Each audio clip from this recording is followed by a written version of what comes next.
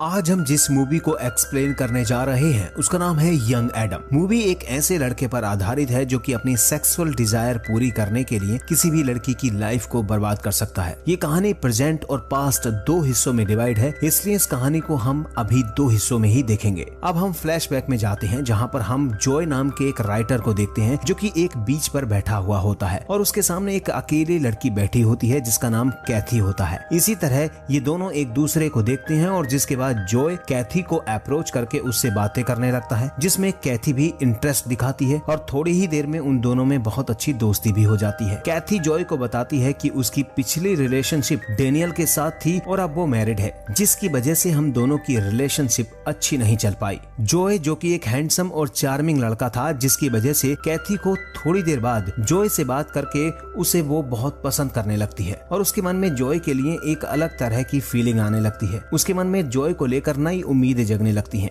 इसके बाद ये दोनों एक दूसरे से रोज मिलने लगते हैं और एक साथ क्वालिटी टाइम स्पेंड करने लगते हैं और इस दौरान इनके बीच काफी बार फिजिकल रिलेशन भी बनता है। जैसा कि हम जानते हैं, एडम एक राइटर है जो कि एक नॉवल लिखना चाहता है। इसके अलावा उनके पास में ना तो कोई काम था और ना रहने के लिए कोई घर, इसलिए कैथी उसे अपने घर बुलाती है। लेकिन जॉय के पास नॉवेल लिखने के लिए ना तो उसके पास कोई इंस्पिरेशन होती है ना ही कोई थीम। जब कैथी अपने और जॉय दोनों के सपने पूरे करने के लिए ऑफिस में काम करने लग जाती है, तब जॉय भी पूरे दिन घर में रहकर सिगरेट और अल्कोहल के साथ अपना समय बर्बाद करता रहता है। और जैसे ही कैथी शाम को अपने ऑफिस से घर आती है और वो जॉय से अपने मन की बात करने की कोशिश करती है, तो जॉय अपने नकारेपन की भड़ास कैथी पर निकाल देता है, जिसमें सिर्फ और सिर्फ गलती जॉय की ही होती है। जॉय के रोज के ड्रामे से कैथी तंग आ जाती है और एक दिन कैथी और जॉय में झगड़ा हो जाता है, जिसके बाद जॉय कैथी के घर को छोड़ देती है। कैथी के घर से निकलने के बाद वो एक नदी पर जाता है और गुस्से में अपना टाइपराइटर नदी में फेंक देता है। नदी के पास उसे लेस नाम का एक आदमी मिलता है जो उसे अपने बोट में काम करने का ऑफर देता है। इसके बाद जो जॉय और लेस बोट पर जाते हैं तो हम बोट में देखते हैं कि लेस की फैमिली, उसकी बीबी एला और उसका बेटा जिम भी है। जॉय बोट में काम करने के लिए मान जाता है और लेस की फैमिली के साथ उसी बोट में रहने लगता है। बोट में काम करने के दौरान जॉय कैथी से बहुत बार मिलता है, उसी नदी के किनारे एक ट्रक में, और वहीं पर उनके बीच फिजिकल रिलेशन भी बनता है, जिसके दौरान कैथी जॉय से कहती है कि वो प्रेग्नेंट है और वो उससे शादी करना चाहती है। लेकिन जॉय कैथी से कहता है कि मैं तुम्हारे लायक नहीं हूँ और मैं इस बच्चे को एक्सेप्ट नहीं कर सकता।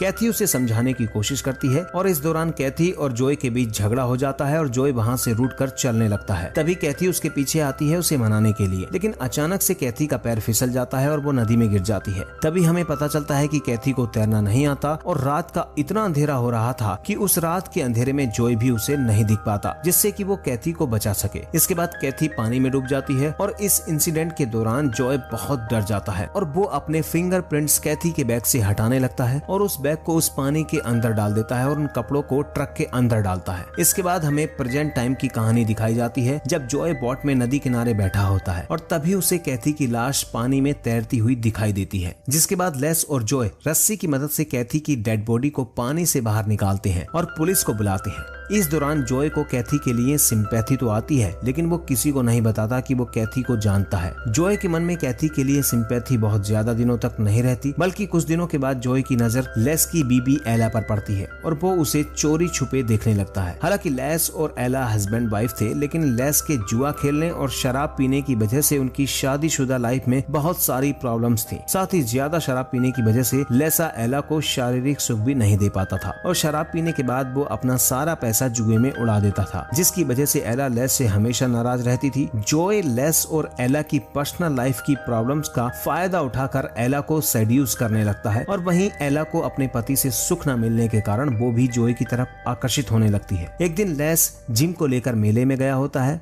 उसी दिन पहली बार जॉय और एला के बीच फिजिकल रिलेशन बनती है और इस दिन के बाद से ये दोनों फ्रीक्वेंटली फिजिकल रिलेशन बनाने लगते हैं। और तो और अब इन दोनों को कोई फर्क नहीं पड़ता कि लेस को पता चलेगा तो उसे कैसा लगेगा। और अब वो दिन भी आ जाता है जिस दिन लेस उन दोनों को रंगे हाथों पकड़ लेता है। इसके बाद लेस जब जॉय से कॉन्फ्रंट करता है तो जॉय उससे कहता है कि वो उन दोनों को छोड़कर उनकी लाइफ से बहुत दूर चला जाए। लेस इतना ज्यादा अपसेट होता है कि वो खुद उस बोट को छोड़कर चला जाता है। इसके बाद एक दिन एला लेस से दोबारा मिलती है और अब एला लेस से डाइवोर्स मांगती है। इसके बाद एला और जॉय उस बोट में खुशी खुशी रहने लगते हैं। डाइवोर्स के बाद एला जॉय से शादी करना चाहती है, जिस बात को सुनकर जॉय को बिल्कुल अच्छा नहीं लगता, क्योंकि वो उससे कभी भी शादी नहीं करना चाहता था, बल्कि वो तो उसके साथ सिर्फ सेक्स तक ही सीमित था। एक दिन एला को बुरी खबर मिलती है कि उसकी बहन क्वेन के हस्बैंड की डेथ हो गई है, इसलिए जॉय और एला उसकी बहन के घर जाती हैं। एला अपनी बहन को सिंपैथी देती है और उससे कहती है कि वो कुछ दिन उनके साथ बोट में गुजारे। उसकी बहन क्वेन भी उसकी बात मान जाती है और वो बोट में रहने आ जाती है। लेकिन यहाँ पर भी क्वेन जॉय की पर्सनैलिटी को देखकर उसकी ओर आकर्षित हो जाती है और अगले दिन ये दोनों फिल्म देखने जाते हैं। इसके बाद दोनों बार में जाते हैं और वहीं पर सुनसान सड़क देखकर ये दोनों फिजिकल रिलेशन बनाते हैं। लेकिन जल्द ही एला को जॉय और क्वेन के रिलेशन के बारे में पता चल जाता है और वो भी अपने पति की तरह उस बोट को छोड़कर वहाँ से चली जाती है। लेकिन क्वेन भी अपनी बहन को नहीं रोकती, क्योंकि वो नहीं चाहती कि जॉय और क्वीन के बीच में उसकी बहन एला आए। जब जॉय को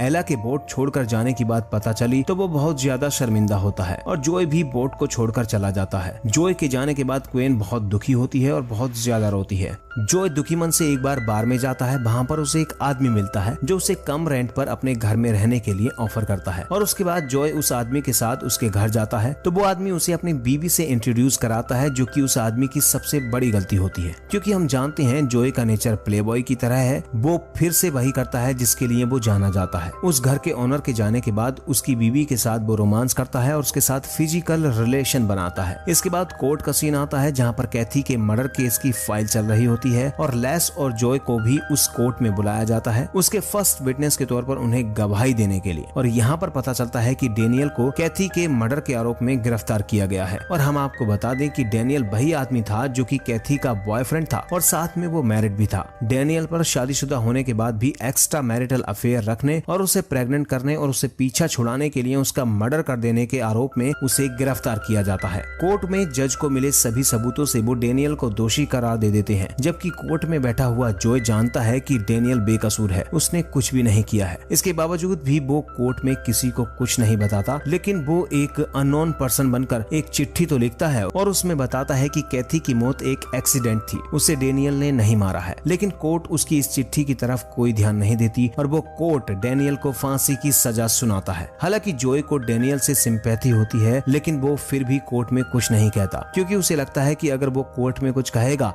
तो कोर्ट उसकी बात को नहीं सुनेगा, बल्कि डेनियल की तरह ही उसे भी फांसी की सजा सुना दी जाएगी। इसलिए वो कोर्ट में किसी के सामने कुछ भी नहीं बोलता। मूवी के अंत में जॉय उस नदी के किनारे जाता है जहाँ पर कैथी की मौत हुई थी और थोड़ी देर बाद वहाँ पानी को देखता है और उसके बाद वो अपने रास्ते फिर से किसी और लड़की की जिंदगी बर्बाद करने का सपना लेकर वहाँ से निकल जाता है। इस मूवी में हमें जॉय को एक ऐसा इंसान दिखाया गया है जो किसी की भी हंसती खेलती लाइफ को बर्बाद कर सकता है और जहाँ पर उसके ऊपर कोई जिम्मेदारी आए तो हर चीज से अपना पल्ला झाड़ लेता है। जॉय बेहद ही स्वार्थी इंसान दिखाया गया है, जबकि आज की दुनिया भी उसी तरफ जा रही है। मूवी का एक्सप्लेनेशन कैसा लगा हमें कमेंट करके जरूर बताइए। वीडियो देखने के लिए धन्यवाद।